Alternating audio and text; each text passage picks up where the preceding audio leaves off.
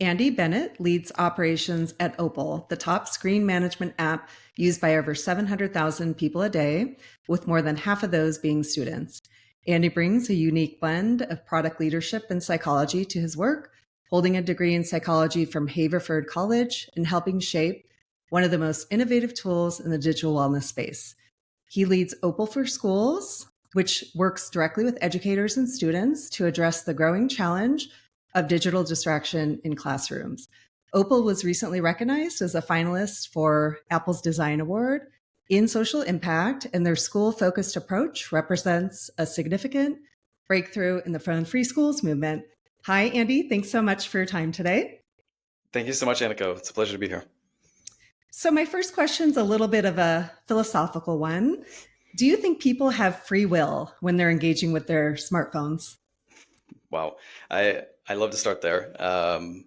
Yeah, actually, I do believe that people have free will when it comes to their smartphones. I think that it's something that we in this space can all see, that people are taking action, trying to make better decisions for themselves, be more mindful. But yeah, many people don't really use their free will when it comes to this. And I look at it as a muscle that needs to be exercised. And if you don't exercise it, then it atrophies. And so every time we impulsively check our phone or scroll on Instagram or even select accept all cookies or things like this, we're technically choosing, but not mindfully. And so the choice is really reflexive, and it doesn't actually register as being something that's very conscious. And I actually really love the way that Harry Frankfurt put it, which was that true free will is not just doing what you want, but wanting what you want to want. And so it's thinking about, what is this like second order volition or second order desire? So a first order desire in this case would be, I want to scroll on Instagram and I don't want to study. So then I just impulsively pull out Instagram and I start scrolling and I don't study. Whereas the second order in this case would be, okay, I don't want to study, but I want to study, so I will study. And in this case, it's actually where you're exercising free will, because you've gone against your impulse desire and you've really reached for something deeper inside of yourself and been more mindful about it. So yeah, it's really about taking that moment to reflect instead of just impulsively click. And that's where you find your free will. But it's hard. It's these platforms have made it super easy and seamless to just have you slip into 20 minutes scrolling on TikTok. And so, yeah, without friction, which is something I'm sure we'll talk about later, it's really easy to turn your brain off. And that, I think, is the biggest danger. It's not necessarily that tech will take away our freedom, but it'll have us forget that we even had it in the first place. Yeah, I'll add a couple things that I think about sometimes, and maybe you can react to them. I think a lot about how modern platforms, it's the way they've all evolved, feed everything to you, right? They kind of tell you what you to see, what news to think about, what to believe almost, right? Versus seeking out what you want, which is maybe more what the internet was like in the beginning, right? Where you would consciously go on Google or whatever and search for something. So that's something I think about a lot. Is this something I would look at if I was just seeking it out? Or is this something the platform has fed to me? And then kind of picking out up a little bit about what you were talking about, I also think about, am I on here because it's calling to me, or am I on here because I'm seeking it, right? So those are kind of the philosophical things that I think about. I don't know if you want to react to that at all. Yeah, definitely. Even it's us constantly, when we're not thinking, like surrendering our agency for convenience or for hits of dopamine. Yeah. And sometimes it is convenient and it's nice, like, accepting cookies so that you get fed a stream of things that you really like, or the algorithm understanding what things really make your brain fire. But we do really need to take that step back and really think, okay, check in with myself. What do I actually want? Do I want to be on this app for another 20 minutes? Or am I just like in need of of some more brain chemicals that make me happy, or should I just go take a walk or take a deep breath instead? These are the kinds of things that I hope people start to think about. Yeah, totally. So I know you have a little bit of background in psychology. I want to ask you about that as it relates to smartphones. So, how do smartphones and social media companies use their knowledge of human psychology to keep us on our devices longer? Yeah, I mean, we're really going against the brightest minds in the world when it comes to Yeah. this space. It's beautiful in one sense because we're getting to really understand how our brains work in real time and with data, and understanding, okay, what do people actually react to and what do they not react to. Um, but at the same time, people are using it sometimes in a way that's not always helpful. One of the things that I remember learning in psychology was about intermittent reinforcement. Yeah. So this is, in a sense, what happens when you receive likes. So you might not get all of your likes at once, or maybe you even feel like, hey, that post didn't get as many likes as the last one, and so you keep coming back to check, and you Hmm. get these likes at unpredictable intervals, and you keep coming back to check. You keep wondering, okay, what happened? Like, why don't people like it, or people are really liking it and um, getting a hit off of that. Hmm. Um, Another one is variable reward structures. So Hmm. this is to do with scrolling in a sense where you never know what's going to come next. And so that's what keeps you scrolling and scrolling and scrolling. Sometimes you'll get something that brings you humor. Sometimes it'll just be novelty, and other times it'll be outrage. And it just keeps you in this dopamine system that keeps you really engaged, to keep eating more. And so the way that I sometimes think about it is, if you had a fridge where every time you opened it, and I've experienced this for sure, where I'm just bored and I'm not even hungry, but I just want to open the fridge to like see what's in there. Hmm. Imagine if you had TikTok in your fridge, and every time you opened it, there was like a new dessert in there.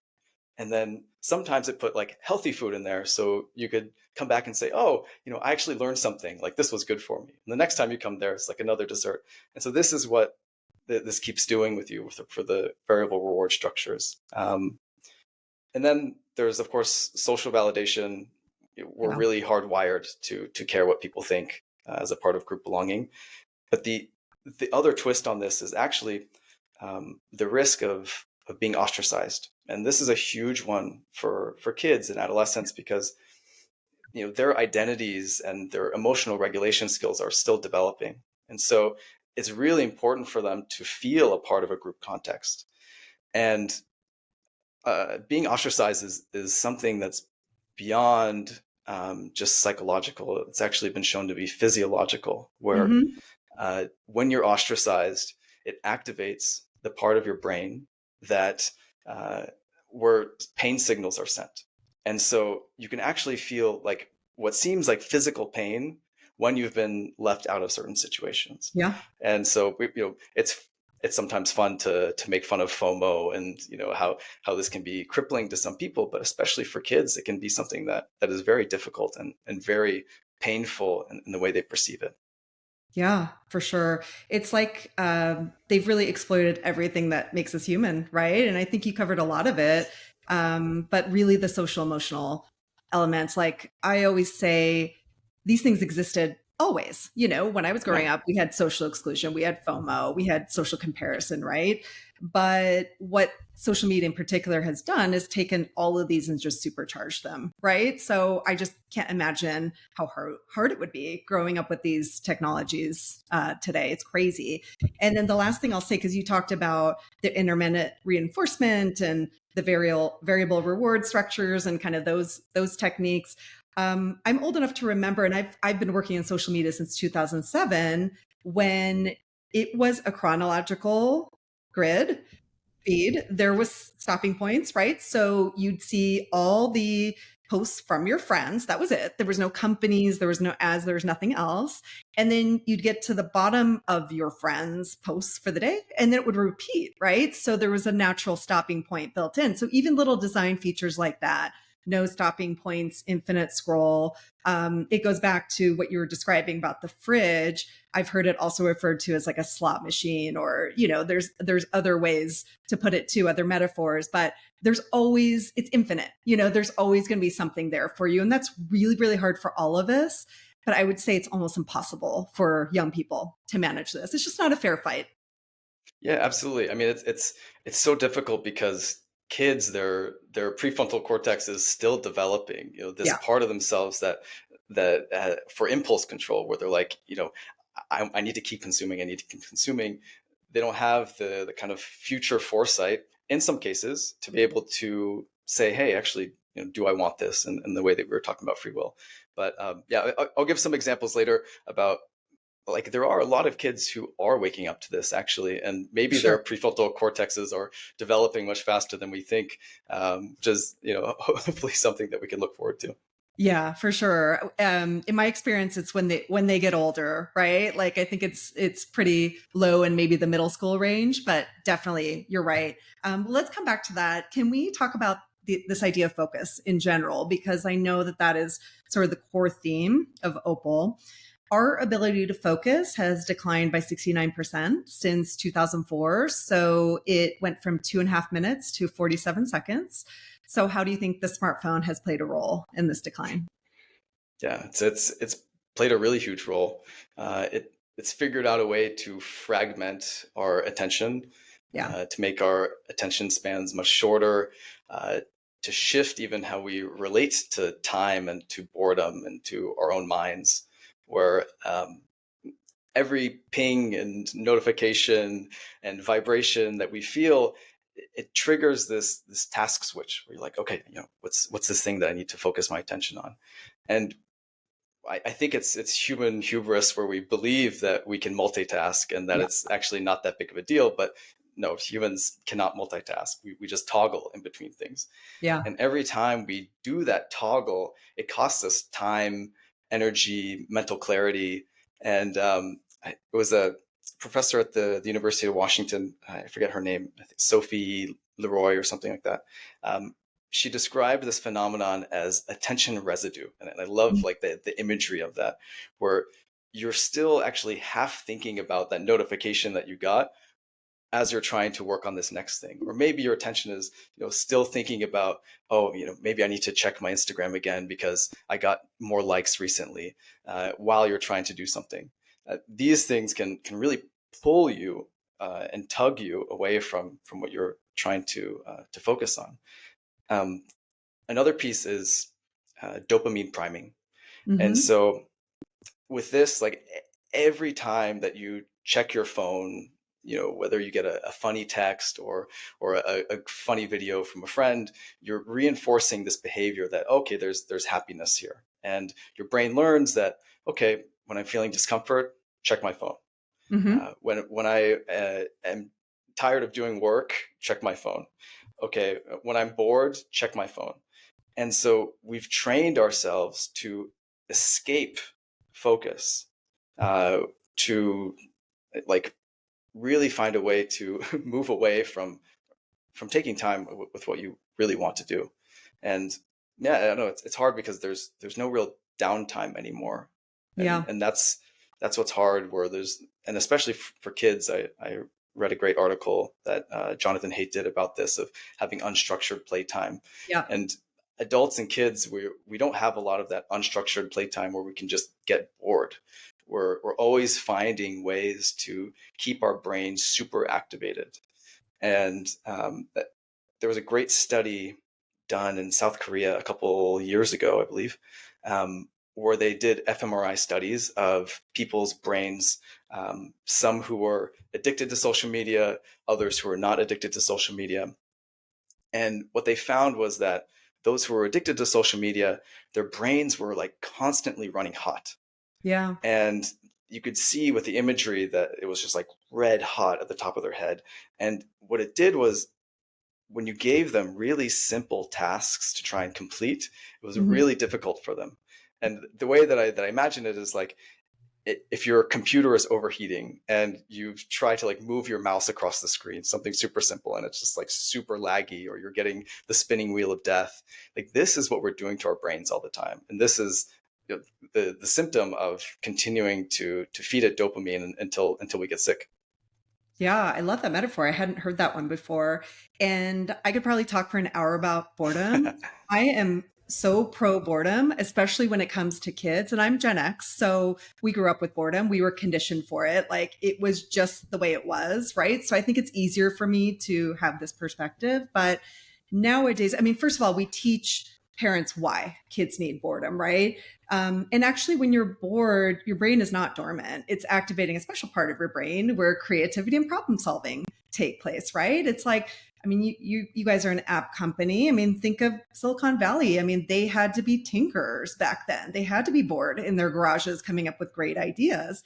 And so there's that part of it. And then yes, there's absolutely the downtime that's so essential for kids. And I think the problem with it is parents often want to rescue their kids from it because it is a little bit painful, right? It's not comfortable to feel bored. But what they don't realize is if you trust your kid and just kind of let them be, they will figure it out. And also, you can condition your kids for boredom. So it might be a little bit hard at first, but it's almost like anything else where you practice it and become better at it. But it's so, so important. And I love the metaphor of like your brain running too hot. Like you just, what do you do when an electronic is too hot? You unplug it, or you just leave it be. I love that metaphor for boredom too. So thank you for bringing that up because it's a huge Yeah. part of our curriculum for sure. Yeah, I mean, I think that, just as you said, like we need to, in many cases, and especially these kids, they need to bring their baseline dopamine levels down. Yeah. And you're just supercharging them more and more and more. So they get hooked on scrolling and scrolling. And then that starts to not be enough dopamine to Sure. keep them motivated, to keep them happy. So then they start, ripping vapes in class or Yep. whatever resource or source of dopamine or brain chemicals that they can find, they will source it instead of resetting that level so that Mhm. normal things in day-to-day life can bring them motivation, can bring them happiness. That's more where we should be focusing, but it's much harder, of course. For sure. And it's so accepted in our society and even Yeah. grown up. Like, when's the last time you've seen somebody not scrolling a phone in a waiting room, And I try not to judge, but I look around but you have to make a conscious effort, to bring your book or to just sit there or to maybe have a conversation with somebody. And it's becoming to where sometimes it feels weird to do that, right? But not that long ago, I mean, the iPhone is what, 18 years old?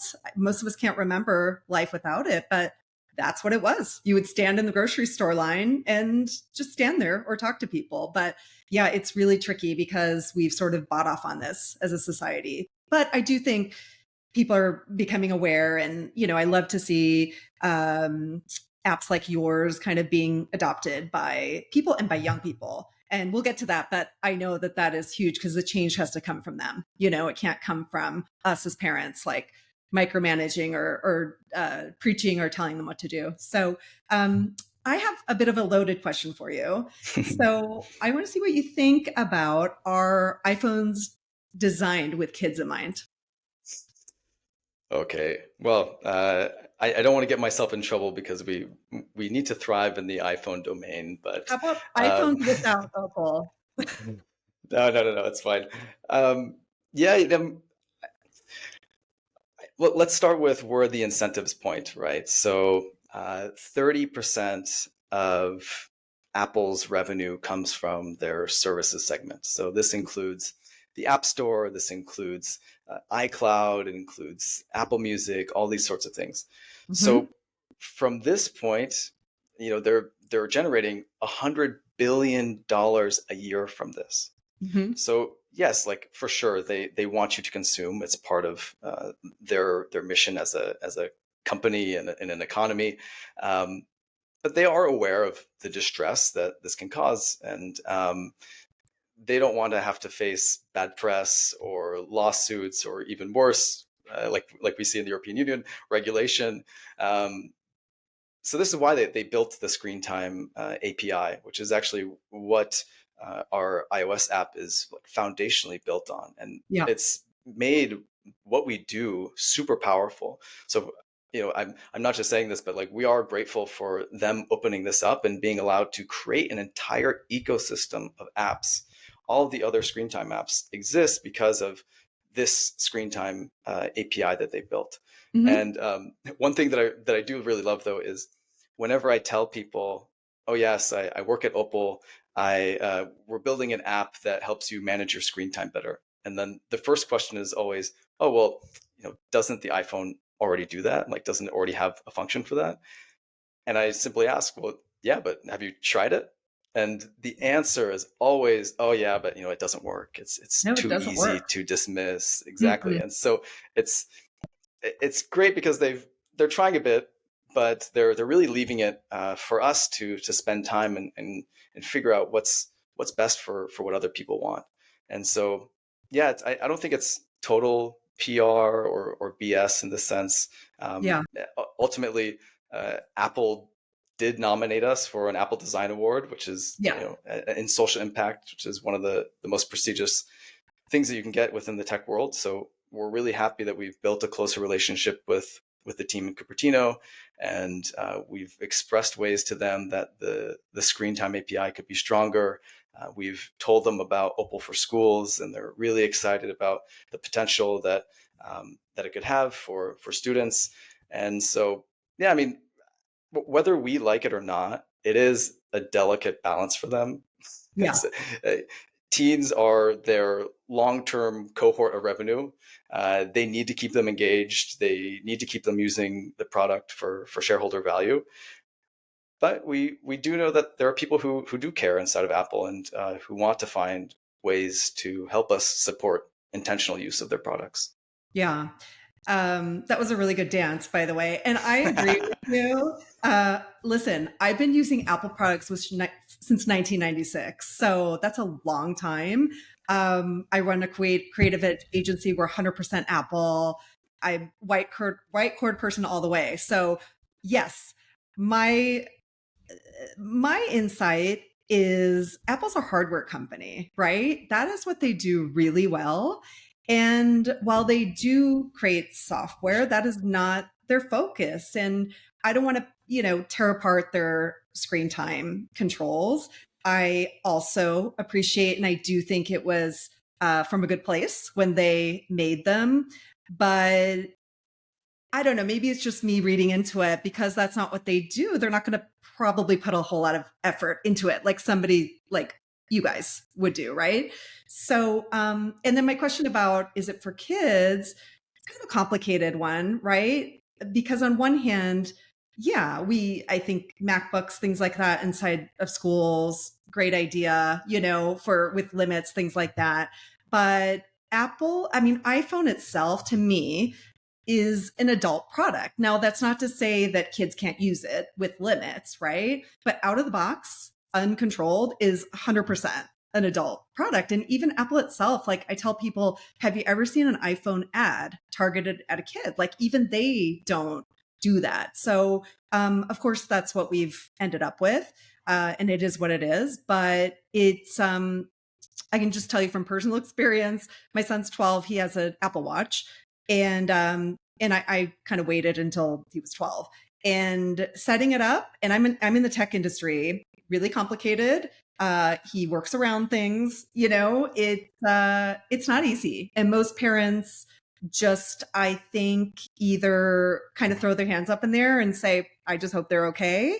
Or it's just like a daily frustration. So that's my insight about it. But Yeah, I think that especially as iPhone users, Apple users do shift younger and younger, and it, better for worse, becomes more normalized that maybe an 8-year-old, my gosh, could have an iPhone.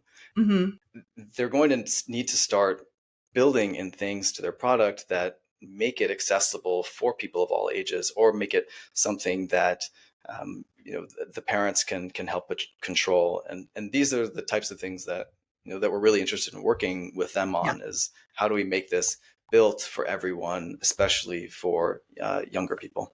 Yeah, for sure. And then just to clarify, I do tell people too. I mean, iPad and iPhone is the same product, right? One is smaller and you take it with you and it's connected to the cell network, but it's the same thing, under the Yeah. hood, right? So something that to pay attention to as well if you have younger kids. Okay, let's jump to teens because I know that's a good chunk of your user base. So I'm going to throw a few statistics at you. They check their phones 100 times a day. Quarter of them say they're online almost constantly. Kids age 11 to 17 receive a median of 237 notifications a day, about a quarter of these during the school day. 97% of adolescents use their phones during school hours for an average of 43 minutes. Social media takes the highest proportion of time. So, why do adolescents need self binding strategies, which are physical barriers between themselves and their phones, to have a healthy relationship with technology? It's a big question. Yeah. Um, I think the simple answer, and maybe the one that many people would start with, is looking at the prefrontal cortex and saying that Mhm. kids don't have as good of impulse control. But actually, I might be able to flip that on its head in a sense, because we've actually seen something totally different here at Opal, Yeah. which is that, first of all, everyone needs a screen time management tool, whether it's ours or whichever one that you choose. Yeah. People of all ages. It's not just something that is meant for kids. Somebody on the internet likened Opal to being like an internet condom, where you like are need to use it to like protect yourself from scrolling, Yeah. or like safe scrolling practices. But what I'll say is that what we found at Opal is that actually under 18, the people who use Opal who are under 18 actually have the lowest screen time of any age group, which Okay. is like unheard of in anything that we've heard before, because our assumption is always that, okay, yes, the younger kids don't have control, but actually when they're given a tool Hmm. to help them, they benefit the most. And the group of Opal users that have the highest screen time are 45 to 54 year olds. I And then believe the it. second highest group is 55 to 64 year olds. Hmm. And so we're trying to, look at these kids as being, oh, they have no self-control. They don't know what life is like before smartphones, so they're just going to be stuck in this perpetual loop. Well, actually, that's not the case when you give them Hmm. these tools. Under 18-year-old kids have an average screen time on Opal of 5 hours and 7 minutes. The age group of 45 to 54 is 5 hours and 40 minutes. So a Hmm. 33-minute difference every single day. That's Hmm.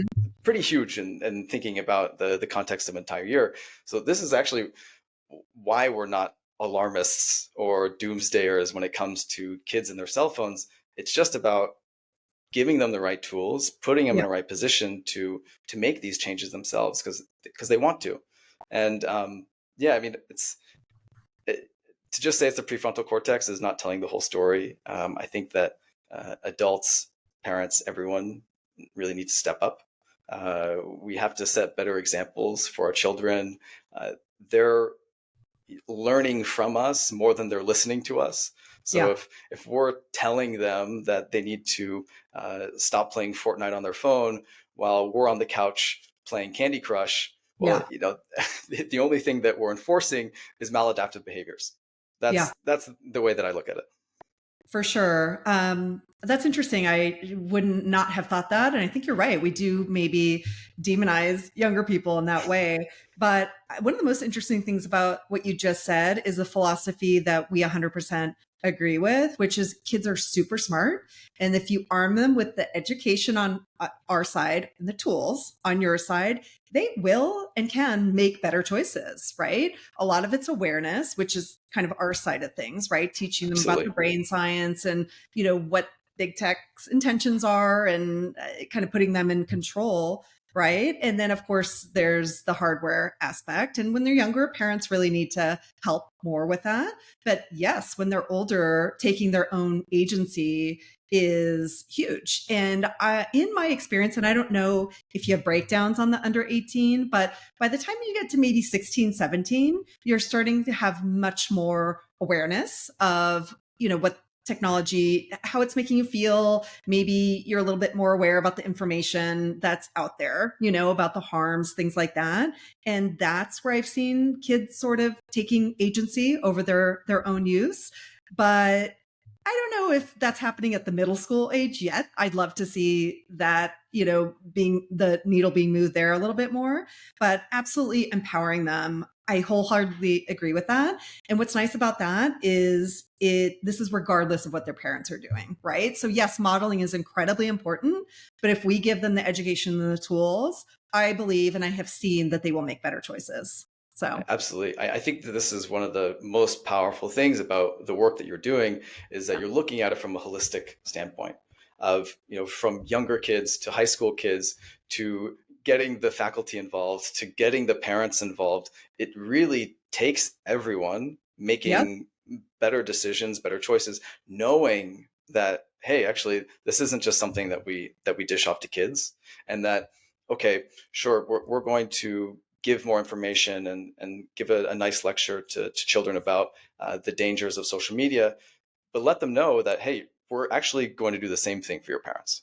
yeah, So then they don't feel like, oh, this is a punishment that I'm having to be stuck in here. right, It's actually, no, this is they need to learn as much as you do, and that I totally. think will inspire these kids. And so it's amazing work that you're doing for sure.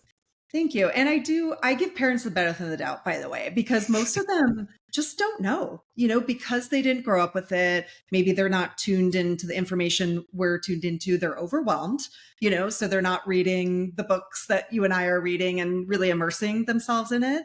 And then add to that just the technical part of it. I think they feel overwhelmed managing all of it. So I think probably all parents have good intentions, but yeah, they absolutely need to be educated. Most of them don't know what the attention economy is or what social media is doing to them and their own brain and body and free will, like we were talking about earlier. So totally. And also teachers, by the way, and staff, there's definitely holes there where it's so important to get everybody on the same page and understanding each other too. And we even teach about digital natives versus digital immigrants and why you might not understand your parent and how they grew up. And I think it's really important for that perspective as well. So yeah, thanks for pointing that out. Okay, let's come back to friction because I love this idea and it's something that we've been talking a lot about lately. So Opal's founder describes its main function being to add productive friction, which I love that term, to the online experience. So can you explain that a little bit and how the app does this? Yeah, definitely. Opal, at its most basic sense, it creates friction to spark intentionality. And so, what I mean by that is that if I open my phone to check a message, maybe there's this lizard part of my brain that's like, okay, I need more dopamine. And so I go to open Instagram and then Mhm. bam, Opal blocks me. And okay, well, I can still access this app.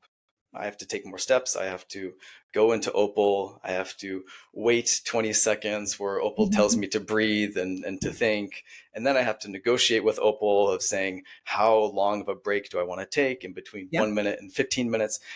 And through taking all of these steps, you actually have a moment to contemplate, to really think, do I want to do this? And back to like the whole free will conversations that we have, Yeah. wanting what you want to want, Yep. and thinking of that second order volition, that second order desire, like, do I actually want to be here? And sometimes the answer is yes, and that's okay. It's we've built it to not make people go so crazy that they end up deleting the app and Yeah. then not getting any benefit out of it. We need to have some lenience in there to build stronger foundations in the way that you react to them. But yeah, I mean, it's really about forcing a pause, breaking impulsivity to give you a moment to intentionally choose. So, you know, and choose, like, not in the abstract, but in the real, like, daily moments where you could either open up Instagram again or stay present in your day-to-day life. So think about which in each situation that you want to choose. That's the whole idea of productive friction. Yeah. So I would love to tell you my experience if we can. Please. So I actually had to remove Instagram from my phone. This was like about a year and a half ago. This was before a lot of these screen time apps came about, and Apple's controls were just too easy to bypass, all that stuff, right? So I now keep it on a work iPad and it's away from me. And I really just use it for work, which works for me. But I will say, I can see where I could put it back on my phone with Opal, because you can actually set it to make it like actually impossible to unlock, but that's your choice, right? So I could say, I want to make this impossible for me to unlock. And then there's degrees, right? So, like you said, you could just do like a medium friction where you have to wait or something. But even that, I think, has really worked. So for me, I'm probably not the best test case because I already had my phone pretty stripped down. But I still, my thing is email. I'm pretty busy. Like I'm always kind of checking in, even if I'm on the go, which is not healthy. Like there's nothing I can do about an work thing that comes up if I'm driving or picking up kids or something like that. But what it has done for me is kind of broken that compulsion loop to when I pick up the phone to read a text or something, when I go to email, it gives me that message. And sure, I could wait and exit it and do all that. But I'm like, you know what? This is not worth it. Right. And it wasn't in that moment. So it's, I have that same experience that you're describing where it doesn't feel annoying. Like if I really wanted to unlock it, if it was something important, I could and it wouldn't take long, but it's enough of a break in my compulsion loop to retrain my brain, and it's worked really well in that way. So I can see where if you do have a lot of apps on your phone, you can manage the settings differently and get really, really sophisticated with it and be able to manage all that and have make it much more healthy. So yeah, I just wanted to give you my insights on that. Yeah, yeah. I mean, one of the things that makes it work so well is that we aren't super hardcore in the beginning or forcing you to be super hardcore of like Yeah. it's all or nothing, cold turkey.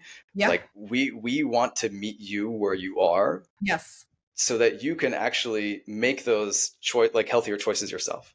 Right. And it's not a one size fits all. Um, the one that I always tell people to start with actually is to block all scrolling apps, news apps, uh, entertainment apps from 10 p.m. until 9 a.m.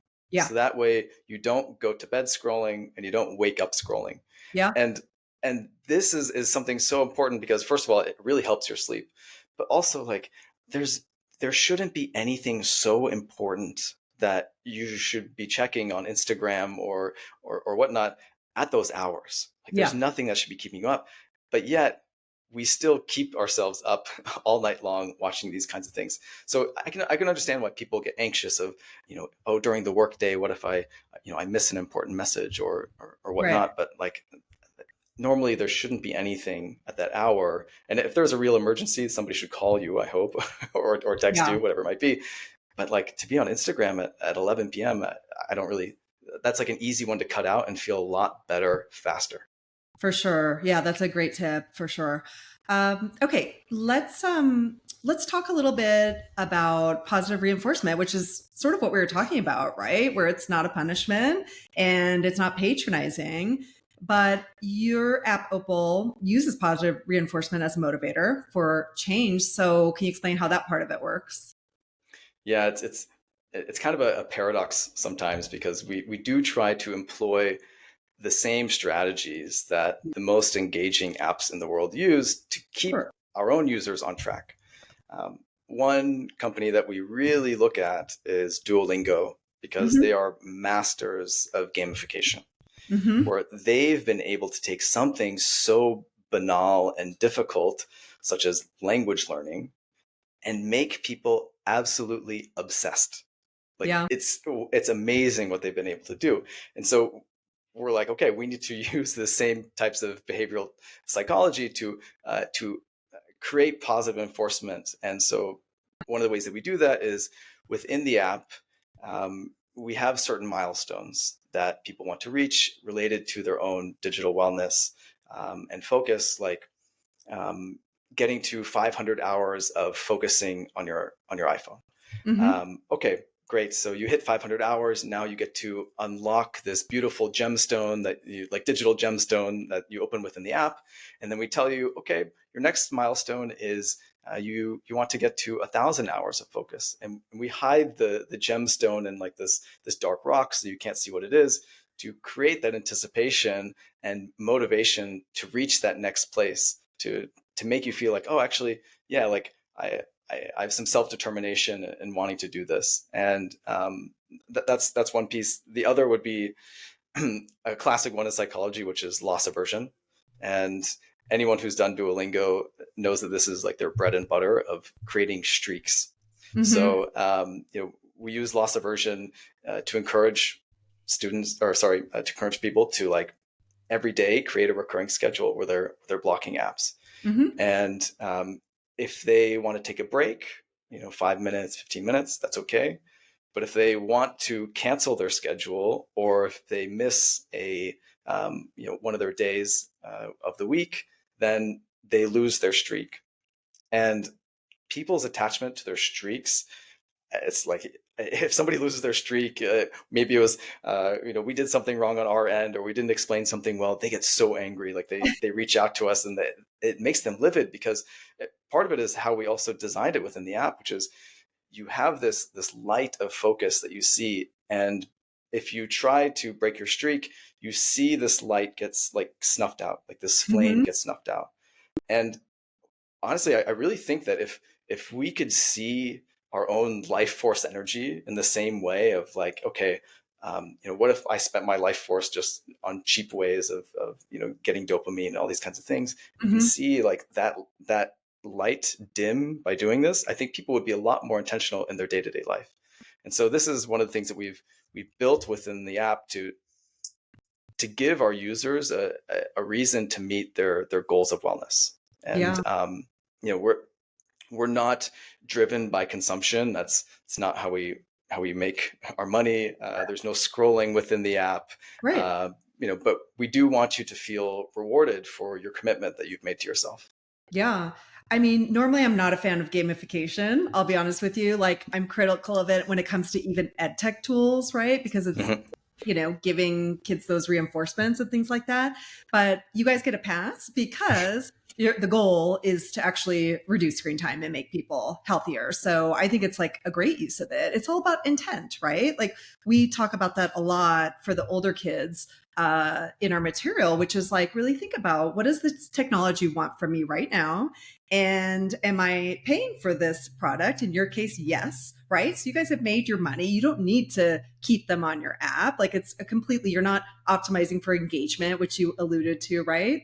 So it's almost using those tactics. Well, not even almost, it is using those same tactics for good. So it makes a lot of sense. And I think that's probably why you've been successful with it, right? And yeah, I mean, I'm sure you're familiar with this quote. We use it a lot, which was from Tristan Harris: if you're not paying for the product, you're the product, right? So that's something we really ask young people to think about. Like, if this was free, what does this app want from me? It's either going to feed me ads, right? Or it wants my engagement. It wants me on there longer so it can make money. So so I just wanted to add those points, but I I completely get where it makes sense and why it's successful and why it works, right? Especially for younger people. They love that, as you said, Yeah, those yeah, features. big time. It's we like to also make it fun. Like it's a huge piece of our culture is this sense of design and this sense of really caring about the small things. Yeah. And a lot of people feel that within the app and in the experience of it, and it always makes us happy when we can spark joy, right? Yeah. And make people feel happy to make better decisions in their life, because otherwise it's too easy to just slip and and let yourself fall for more compulsive or impulsive decisions. Totally. It's like making working out fun or something. Like what could be wrong with that, right? Okay, can we pivot to phone-free schools, which is super important?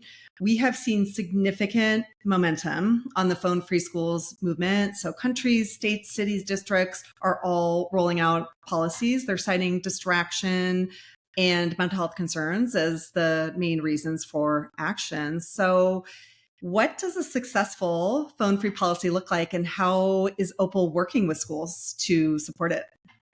Yeah, I mean, this is the next really exciting step, just because, I mean, first of all, it's wild that state governments and school districts could be the ones that are leading this type of movement. We usually think of these as being more old, rigid, slow moving institutions, but they're actually seeing this and being like, hey, we need to move this action faster. And so Yeah. that's a really beautiful tide and shift to be a part of.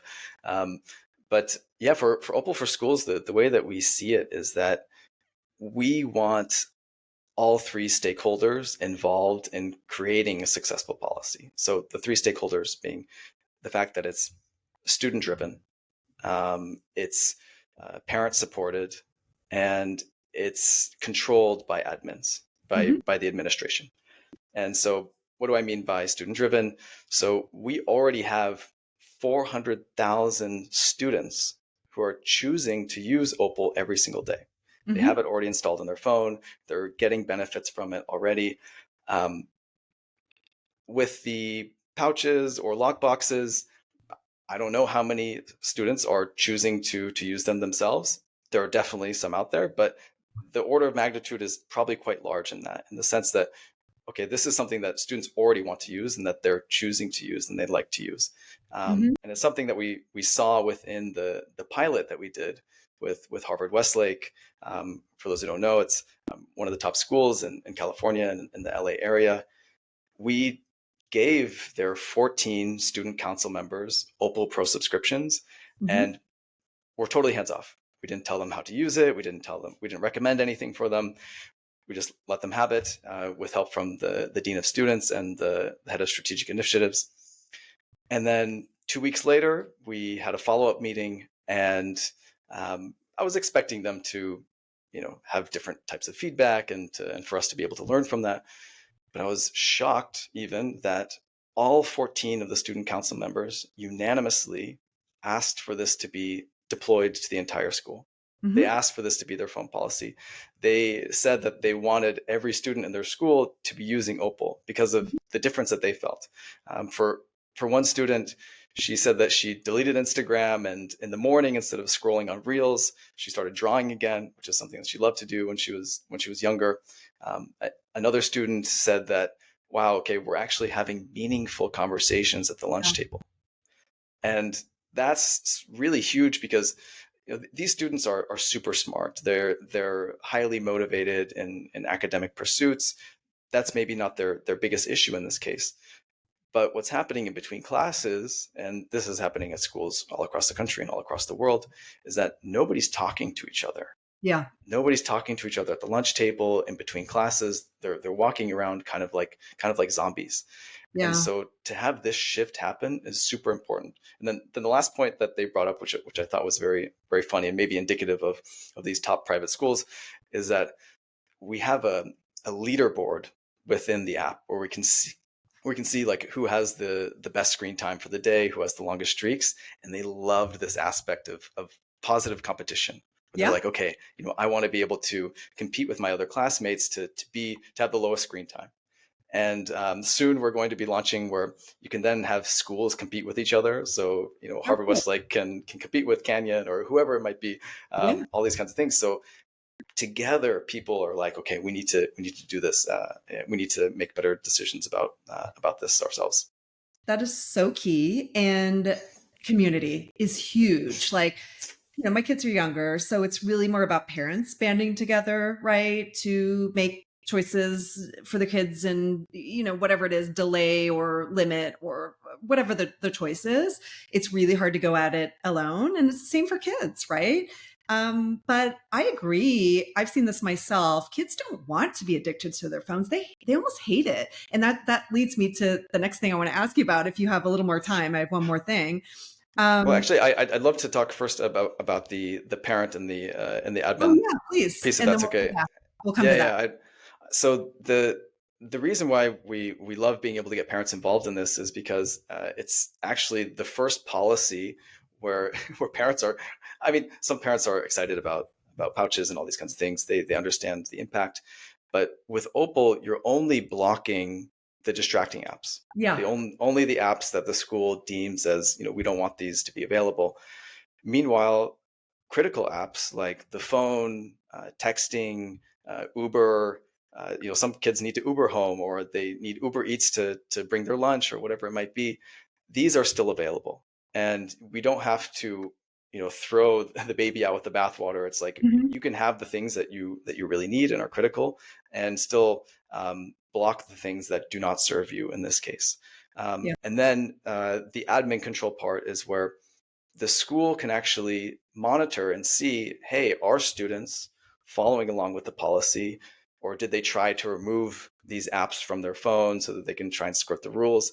And then that creates a conversation, and it allows the school to collect data on, hey, is this policy actually working? Which Hmm. is not something that is currently available because there's no kind of tech enabled way of creating a phone policy before this. Yeah. Um, and finally, the way that we really like to look at this is the school is giving the gift of focus. They're giving the gift of real connection, Uh-huh. and the students, they get to take Opal Pro home, and they get to learn how to have digital self-regulation themselves. Yeah. And this is a key piece where it's not just binge and purge every day, Yeah. where you show up to school and you have nothing, and then school's over, and then it's, all bets are off, right? This, we're saying, hey, okay, yes, this is a tool that you should be using at school, but you are being given this tool also to be a part of your life outside of school, and Yeah. that's a really important piece that we see.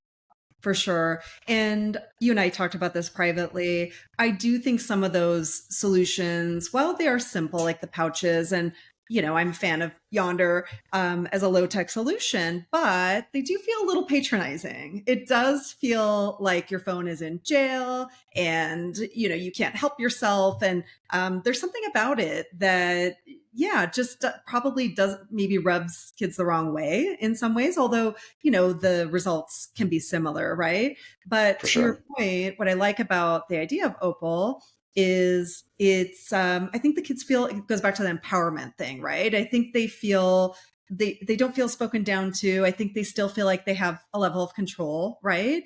And I don't know if you have data on this, but I would bet that they do probably implement much more self control outside of school hours because they're getting some of that training inside of school hours, right? So I'm going to guess that there's benefits outside of school as well.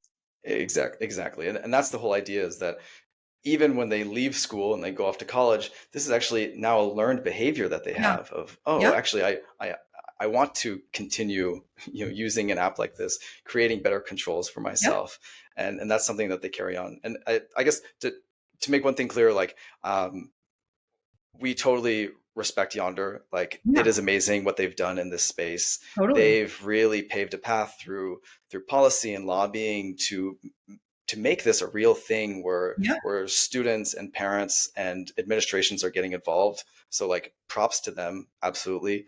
Totally. We hope that we can, we're on the same mission as them, so we're Totally. happy to be able to work in the same direction as them. Amazing Yeah. what they've done. But yeah, I think that for some schools, maybe they want a different option, and Great. it's not one size fits all, and Totally. that's what we're here for. I totally agree with you. There's room for everyone here. Yeah, yeah. Um, There's so many kids out there. Like, this market is big enough for many people to be involved. So happy to share with them. for sure. So can I ask you one more thing? I know I've kept you so long, but I want to come back a little bit to that sentiment I was alluding to earlier about young people almost having this love-hate relationship with their tech, right? So 47% of Gen Z adults say they wish TikTok was never invented. 45% say they won't allow their own kids to have smartphones until high school. And so I think it's over half, right, of your users are teens and young adults. Yeah. Yep. So why do you think Gen Z is rising up to push back on the technology of their time, including using time management apps like Opal at their free will? Yeah, I think we don't give them enough credit, and this was one of the things I spoke about earlier of Yeah. really just how self-aware they are, and that they know that these devices are breaking them down, Yeah. and that they need to take it into their own hands to help themselves and to help their friends around them. We get to hear so many of these stories, and it's really one of the things that motivates us. There's one story of the student body president at a high school in New Hampshire who, in his young teens, he was getting acne and he felt very self-conscious about it. And so he started to hide behind his phone and use this as sort of a crutch, and started to lose interest in a lot of things that he loved, to lose some of the relationships that he really cared about. And it wasn't until a friend turned him on to Opal where he was like, oh, actually, you know, I want to be a part of this. I want to be a part of every day. And what he was ended up doing is breaking this kind of addiction that he had, and wanting to feel inspired to tell more people about it. And so actually Mhm. he called an entire school assembly to talk about his journey with being addicted to these devices, um, his own pain with it, and then the solutions that he found. And he got his entire school to download Opal during the Oh, assembly. And cool. it was like these kinds of things are like, wow, you can't pay for for better promotion or marketing than something like this. Yeah. But actually, if it'd be amazing, I don't know if we're running out of time, but I'd love to be able to read a story that I heard recently No, go ahead. from a student.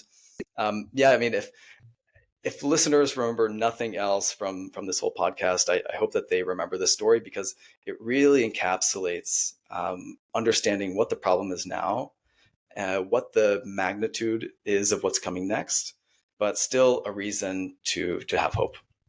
So this is from Emily, who goes to a high school in eastern Colorado. She said, when I was a freshman in high school, I experienced the loss of a pet dog, and it sent me into a spiral. Death was and never has been anything that I'm comfortable with, and witnessing it firsthand with a soul I loved, it destroyed me. I found myself spending more and more time on my phone trying to drown out the reality of what happened. It got to a point where I was spending 15 to 16 hours a day just mindlessly scrolling. I lost all motivation for the crafts I once loved, and I was on my phone so often I stopped socializing with those closest to me. I was going down a deep and very dark path, and my social media wasn't helping. The algorithm just fed into the depression and anxiety, and I was drowning in it. I decided to put a time limit on my phone, but I went through the settings and I always found myself bypassing it since there was a password that I knew, and where I knew what it was. Fast forward a few years, and I'd gone to therapy for depression and anxiety, but it left a big indent in me. I was still addicted to my phone. One day, ironically, while I was scrolling on TikTok, I saw a user talking about how Opal really helped them, so I decided to try it. Almost instantly, I started to spend less time on my phone. I started really hating on being on my phone because it distracted me from what I loved. Motivation came back to me, and all of a sudden, I felt like I could finally breathe. I began to journal, crochet, do origami, pottery, make collage boards, write stories, bake, make jewelry, and do so much more. Everything I thought I had lost forever back when I was a freshman, it all came back to me. Then, the summer leading into my junior year, I had another dog die. Though it didn't break me as much as the first dog, something in me still broke. I didn't spend more time on social media. I had broken that habit long ago, but I was desperate for an escape. finding Character AI, which, as an aside, Character AI is a platform where mostly kids are creating virtual companions Yeah. that they spend a lot of time with. Finding Character AI was the escape that I found, but not the escape that I needed. In fact, it's the worst escape I could have found. Days and weeks went by where I was spending 8 to 9 hours a day on the app, a stark contrast to the 2 hours a day I was doing before with all my apps combined. This app, Character AI, it destroyed all my sense of creativity. The AI did all the thinking for me. I just had to mold myself into it. And since I was spending so much of my time on it, I stopped doing my crafts again. One day, I was sitting on the couch with my last living dog, and I took a step back and I looked at my condition. Here I was again, coping in almost the same exact way I was, wasting my time on the stupid phone, on these stupid apps, instead of doing what I loved, instead of spending time with my last dog remaining. How much longer did I have with him? I didn't know, so right then and there, I decided I wasn't going to waste away on my phone any longer. I wasn't going to keep falling into the same exact pattern. That day, I deleted Character AI, I made my limits far more strict, I put my phone down, and I took my dog for a walk. It was the best walk that I've ever taken. And now I'm going into my senior year with my summer that's been filled with crafts and laughter and friends and family. Some days I spend more time on my phone, but I always try to make up for it on the next day. Without Opal, I don't think this ever would have been possible for me to get past my addiction to social media. I think it would have swallowed me eventually.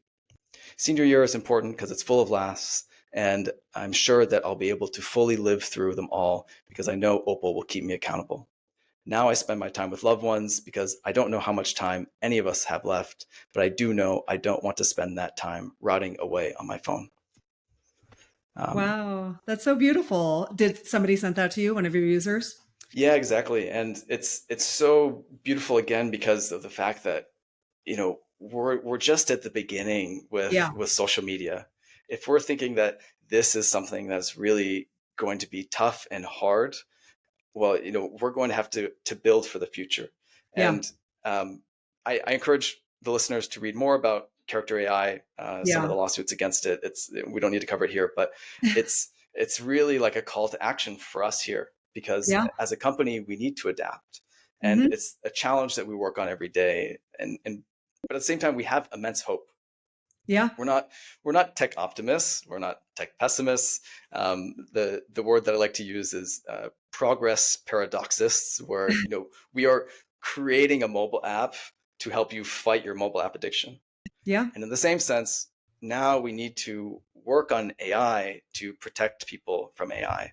Yeah. And the thing that I just want us all to remember is that there's still so much will to be human out there.